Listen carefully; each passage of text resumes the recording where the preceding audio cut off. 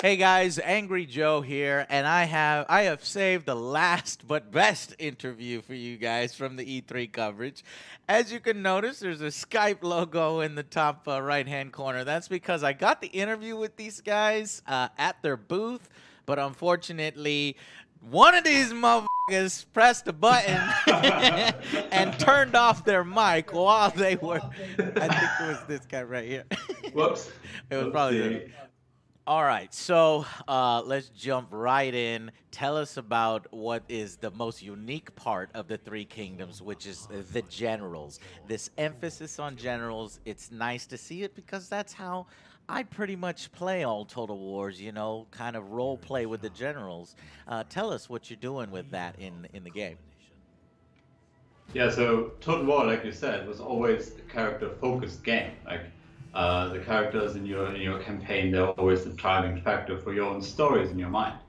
And with Three Kingdoms, we wanted to push that further and make it character-centric. The whole gameplay revolves around characters and their stories. And but the biggest thing is that they're not just part of your faction; they're part of the whole world.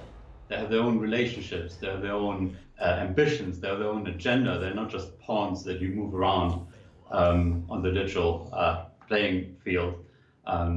Yeah, and that's probably the biggest and most exciting change. Yeah, and basically the China itself in this period was filled with crazily interesting characters. You know, both in the records of the Three Kingdoms and the romance of the Three Kingdoms, and that's the beauty of using both as source material. Yeah. We get the the factual kind of accounts of these characters, and then we have the beautifully kind of detailed relationships and narratives and characteristics of each of these characters as portrayed in the romance book. Yeah. The records of the Three Kingdoms was our main sort of historical baseline material that what we always use for our Total War games. Now, I did a little studying myself. I watched Red Cliff. Have you guys seen that one? Yeah, of course, yeah. I love the Romance of the Three Kingdoms. You know, as a kid, my experience with it is mostly in the Dynasty Warrior series. So it's really cool to see Total War and Creative Assembly going into this era. Is this, this some brand new for you guys? This particular era. Why did you guys select this? Did you get Chinese investment, or is this just a natural progression on where you're going next, or what? Well, it's funny you actually mentioned Red Cliff, and I mean, we love that movie, and a bunch of us have been watching it for years, and every time we sit down and watch it, we're like, this is perfect Total War material. We have to do this one day. And the time was right. We wanted to do something new. We wanted to do something, that we haven't done before, and China's just a perfect place to go. Yeah, we always look for these really cool and vibrant periods in history for our games, right? And yeah, ancient China was. That was just what you wanted to do already. Okay, cool. Now, when I start up the game, am I going to get a choice of several factions? I think you guys announced something like 11 different factions. Yeah. You pick. Go on. And Lubu and what is it? Cao Cao. I always used to call him Cao Cao when I was a kid, but it's Cao Cao. Yeah. But those are the options, right? Like I'll choose a mainline general. So yeah. Obviously, down the line, we're going to talk a bit more about all the factions. Like you said, 11 factions, 11 playable factions. So far, we talked about Cao Cao, obviously, and Liu Bei and Sun Jian, and so there will be different factions to choose from. But that's the key. You don't pick a faction, right? You pick a character, right? That's the key. You pick that. You pick the Cao Cao, and then that's who you're playing as. In Three Kingdoms, it's much less just about nation building, like building your empire. You play as the Romans, and then you forge your empire. It's more about you are Cao Cao, building your relationships with other people and forging your fortune in this exciting historical setting. And that's what makes this period super exciting as well, because it's again another reason why we just had to do it. The fall of the Han Dynasty, in the 3rd century and 2nd century, 3rd century, and it's just such a segmented playing field with all of these warlords coming to power, vying for control. It's just a perfect setting. What do you guys? The last story, one of my favorite stories in our last interview that they got messed up was that, you guys were talking about generals will join you and leave you and interact with you in realistic ways, and that will reflect what happens in battles, will then reflect on the campaign map through sort of the dynamic storylines that we all create ourselves, but now the game facilitates that. For one example story you told me, which I didn't know, the story of Cao Cao, Cao Cao, he has two cousins, and one of the dudes is a crazy mofo. He had like an arrow in his eye, and he's like, he rips the arrow out of his eye and eats his own eyeball because he's so freaking crazy. Well, those guys ride in on this historical battle that we were playing there, because I got a 40-minute demo or whatever where I got my hands on the game, guys, just telling you know. So these guys ride in, they're talking shit, they're and which I'm happy to see General speeches back in some way, but so that's good. Anyway, so this guy comes in, and I was thinking to myself, and he's got his brother there. There are two cousins, and I was like, well, can these guys die, number one? And you guys said yes, they can. And then you said, in fact, if one guy dies, and then you're on the campaign map and you're trying to recruit the brother that's still alive, he's gonna be like, hell no, I'm not gonna join you. You kill my brother. You know what I mean, right? Yeah, exactly. So these sort of own agendas of characters, they're very important. And if you piss off one of your guys, or because he doesn't agree with your politics, or one of your most trusted generals might have a good friend in another faction, and then going to war with that other faction might, cause internal problems. So all these character relationships, they're not just there for flavor, they're really driving interesting strategic decisions on the campaign map. Exactly. Another hypothetical kind of example we gave was that, in the historical battle of Sharpie, Lu Bu is executed as an end result, even though Cao Cao kind of wants to recruit him, and Liu Bei in the book tells him that that's a bad idea. But hypothetically, in the game, if you're in that similar situation, and your relationship between you and Lu Bu isn't that strained, you could potentially recruit him, and he could join you. So it's all of these relationships, and you see the histories of these characters. When we talked about the how the recruitment's different. We've got this idea of this imperial recommendation where these characters, it's one nation. It's China. These characters move around, they get recommended and sent to the capital as, men of talent. And you can see in the resume when these characters come into your pool, and you can see what their past is, and based on that you can choose to recruit them or not. And if you don't, you run the risk of your rival recruiting them the next time. Yeah. Apologies. One thing you mentioned. Yeah. Sorry, but you mentioned Xiao Dun and him losing the eye and everything. It's not just a scripted thing in the campaign, right? It could happen to, let's say, any of your hero being wounded in battle and losing some part of his body or something, and that will carry over into campaign, and you will have an effect from that, and will impact his sort of storyline and agenda. Apologies. Obviously, as you can tell, Skype here is not running too well. Skype has honestly turned into crap. And we've got, these guys are in the UK. I'm over here in Austin. So apologies for that. But, yeah. All right. So in talking about characters, you could kill these characters, and then you could loot them. I heard you guys talking about that. Tell me a little bit about, like, some of the unique weapons and things you can take from people and mounts. Yeah, so basically, the characters the characters can have unique weapons, armors, mounts. In the demo battle that we showed you, Lu Bu has his famous weapon and the famed red hair. And if you defeat him, red hair. Yeah, red What hair. is he, a YouTuber now? He's red hair.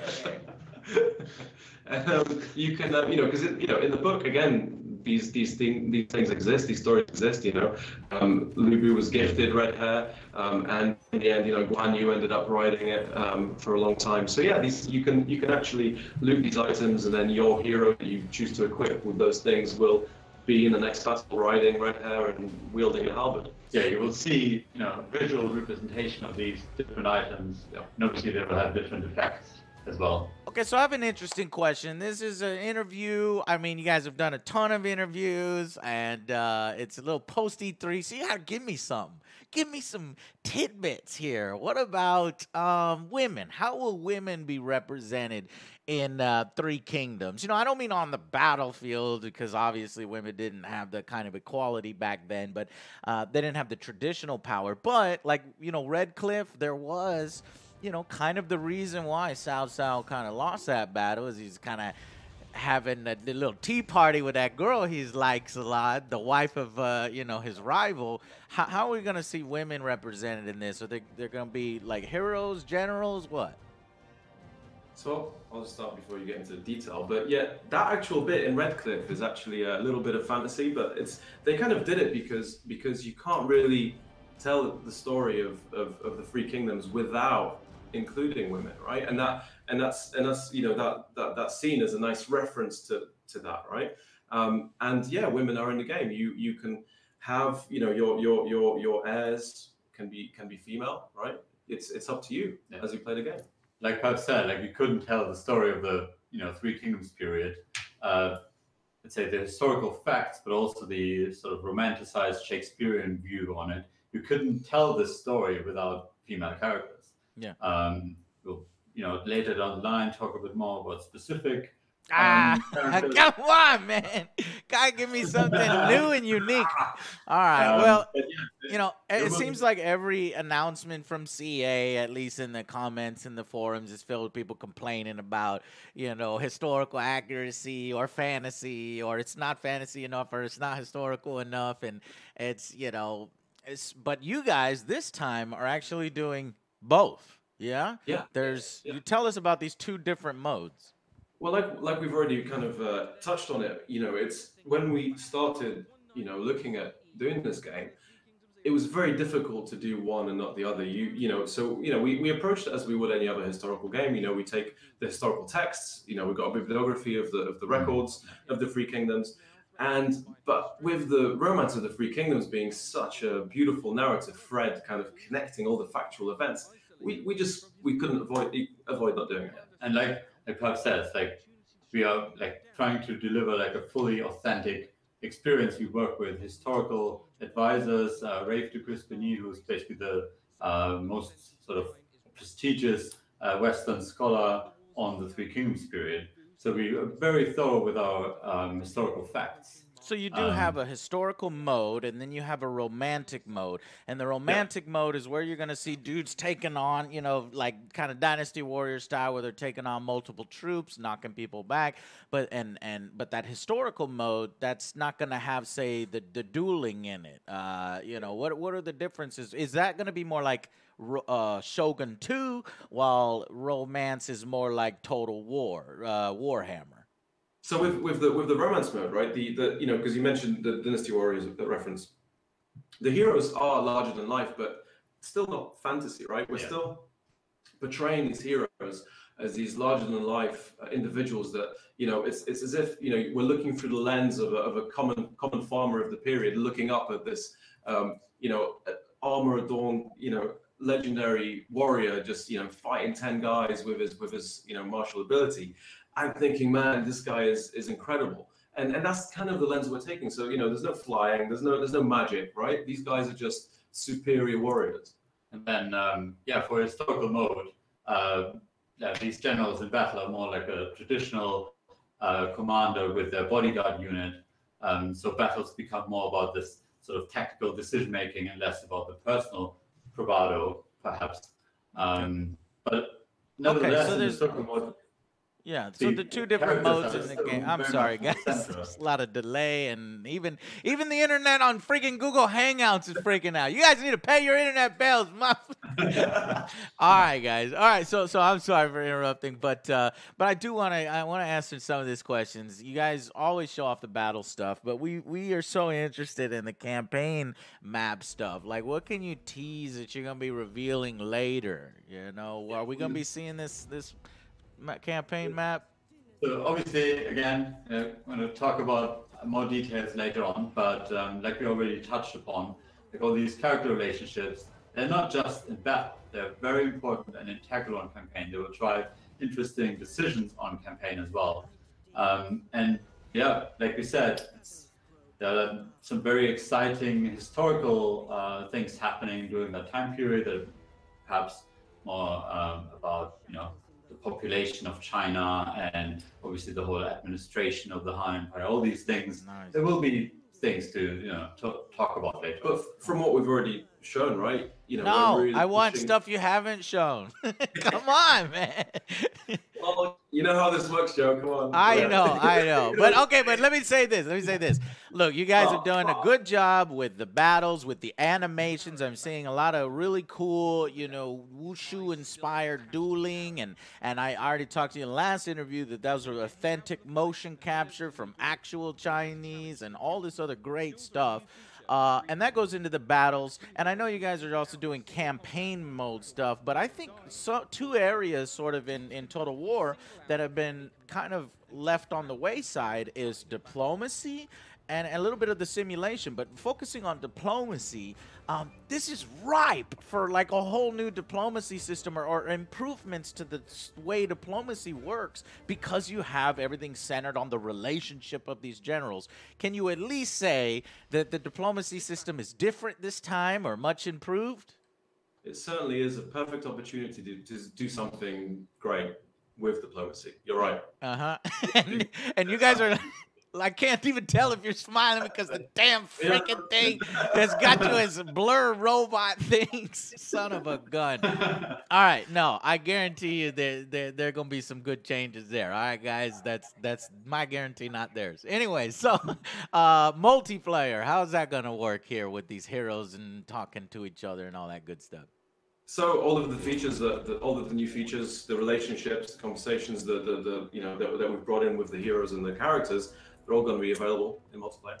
It's all going to be supported by multiplayer. So yeah, when Tab and I are playing a multiplayer campaign, we might have characters on either side building, you know, friendships or maybe rivalries against each other, and all that will spice up the multiplayer game a little bit as well. Yeah. And, you know, I'm Angry Joe. I got to keep it real. And I think one of the reasons why you guys like me and bring me to these things is because I'll tell it like it is. I tell the truth. Last review I did for a Total War game was 4 years ago. And I've tried to do reviews since then. But look, I don't know. Just things in my life hasn't clicked right. And every time I try to do an interview, we lose one. Not just with you guys, but with other guys. And look at what's happening here. And then Joe's phone's going off in the background. And everything's going crazy. But I tell you what, yeah, all right, thank you, Joe. And then, so basically, I'm wondering, in the trailer, I saw a little bit of, it was a little rougher than I thought, a little jankiness, and if you really zoom in on some, and in fact, the spearmen, to illustrate this point, the spearmen are receiving a cavalry charge, and it looks like the spearmen kind of break formation right before and freak out when that cavalry charge hits them, and I'm wondering if that's that Warscape engine that you guys are still using. Are we seeing that unit blobbing? And tell me how you guys are improving this engine and the AI and that kind of stuff, so that we can dispel some of those little weaknesses in the trailer. So a note on the charge, right?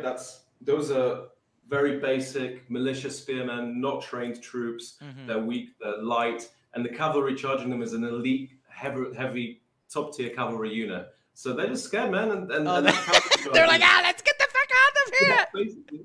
And that cavalry charge is just devastating. They might have spears, but they're just going to break at the heavy weight of the armored elite. And army variations, that's actually a good question, army variations, because these are all kind of the same characters. They're all Chinese, and you don't have like unit differentiations between Romans and barbarians, or do we still have that kind of deep unit variety in the different factions, like, horse lords, Nanman barbarians? Are we going to see stuff like that, like Riverland pirates, or anything that was like historical in that time? Well, I mean, certainly sort of the focus is on the characters and their appearance on the battlefield and their sort of visual language and style. But even for unit variety, I don't think we can talk about details there yet, but we have some cool, exciting units. And the characters, some of which you saw in the gameplay footage, like the hybrid units with multiple weapon types, like specializing in multiple roles on the battlefield. So yeah, there's some cool stuff. Yeah, and the characters obviously play part as well, because the characters that you recruit, the characters that join you, define the units that you can have. Yeah, tell me about those character classes in that last interview that we did. What are the different character classes for these heroes? Not every hero is going to get into a duel, right? Because remember in Rev Cliff, you got that one sort of really smart tactician dude. I forget his name. He's in white. Yeah. What is it? Zhuge Liang. Dang, man, you guys are going to have to put some phonetic pronunciations into the game for us to learn all these guys' names correctly. But okay. Yeah, so tell us a little bit about the different classes. So every general has a class on the battlefield, and they're all specialized on a certain purpose on the battlefield. Like you have the How many is there? Is there 3 classes only? 5. 5 classes. And, like I said, one example is the strategist class. He's more of a thinker type. He's not a good fighter himself, but he provides valuable buffs to his forces, and he's the one actually enabling unit formations that you've seen in the demo, like the circle formations, the guys getting into shield wall, like in Red Cliff. And he brings the archers, he brings the artillery. You also have the the commander Cao Cao, the general. You have the vanguard, which is Lu Bu, which just smashes units. As a peerless warrior. So different roles for all of these heroes, and they're also tied to the units that they bring into battle. So someone who's specialized on holding the ground, defending perhaps a breach in the wall, for example. He will also bring units that are suitable and supplementary to this role. So to be fair to you guys, in the gameplay that I got my hands on, as I was like hyper looking at everything, and I saw some really nice animation improvements, because I pointed out some things in the trailer that was suspect, but I saw horsemen's doing like repeated charges in the back of the unit, little animation improvements when during the siege battle the forces kind of retreated from the walls and sort of tried to regroup, which I found reactive of the AI doing new stuff. Is that a conscious effort from you guys? I'm so curious because Creative Assembly has gotten so big. You've got your Warhammer team, your Attila team. Who's helping you out on this? Like 3 questions, something. I know, man, but I can't help it, man. That's the way my mind goes.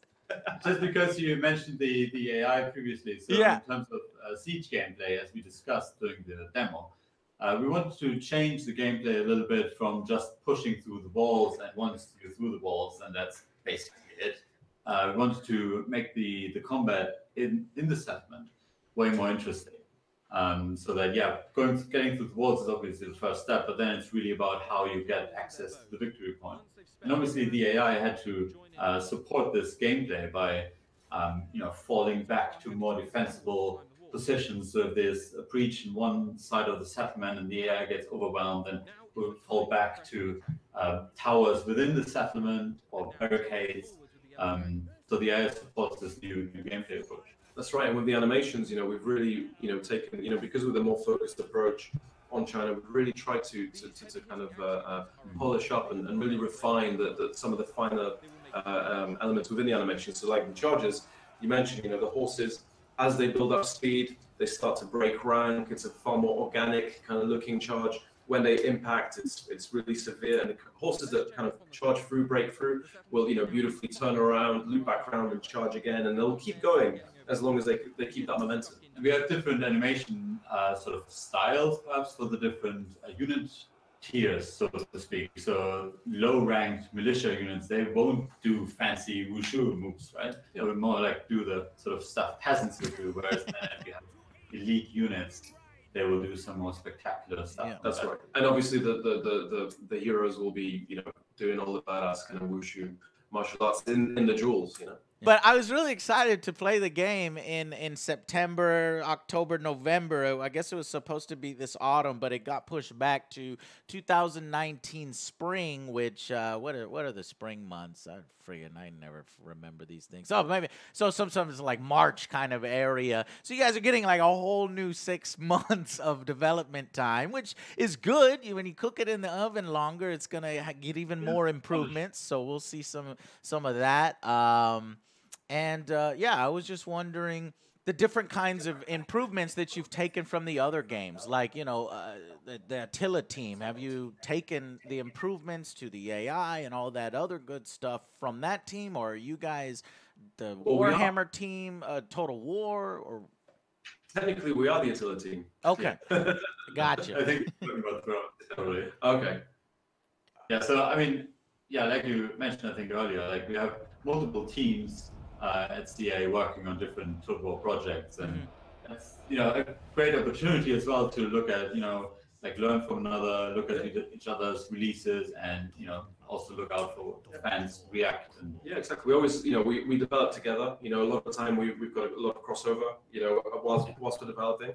So yeah, we always look at what works for which games, and we try and adapt.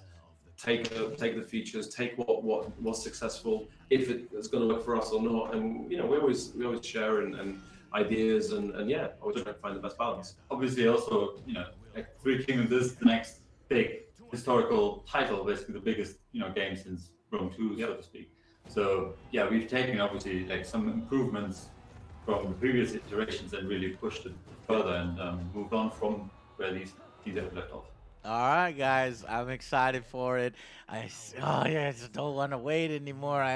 You guys are gonna be showing off some more stuff soon. Yes, campaign months, dude. Awesome. Yeah. Kind of hold us over as we get there. Okay, good stuff, good stuff. All right, you guys tell Sega to up your internet speeds and pay for higher things, and we'll do that. All right, guys. It was fun talking with you guys. Thank you so much. I'm sorry about this. Jesus, like everything tries to get in our way. We've tried to do this interview like 3 times.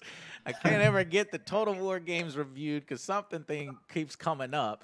But this is going to get reviewed, guys. I'm going to review Three Kingdoms, no doubt. And I'm going to be reviewing, what is it, Total Warhammer 3, no doubt. So thank you guys so much for your time again. And, yeah, see you guys later. See ya. I don't know, man, what it is. Every time I've lost so much footage. I think I've done like 3 interviews that have never come out, or 2 interviews that haven't come out, and we keep trying to get together with the Creative Assembly guys. Joe, we need to just go over there to England, man. Oh, I should have asked them that. We should just go over there and make sure they're doing that right over there. All right. All right, guys. Thank you for watching. It was a big, long interview, but I loved the Total War series, so I hope you guys enjoyed. All right. See you on the next one. Bye.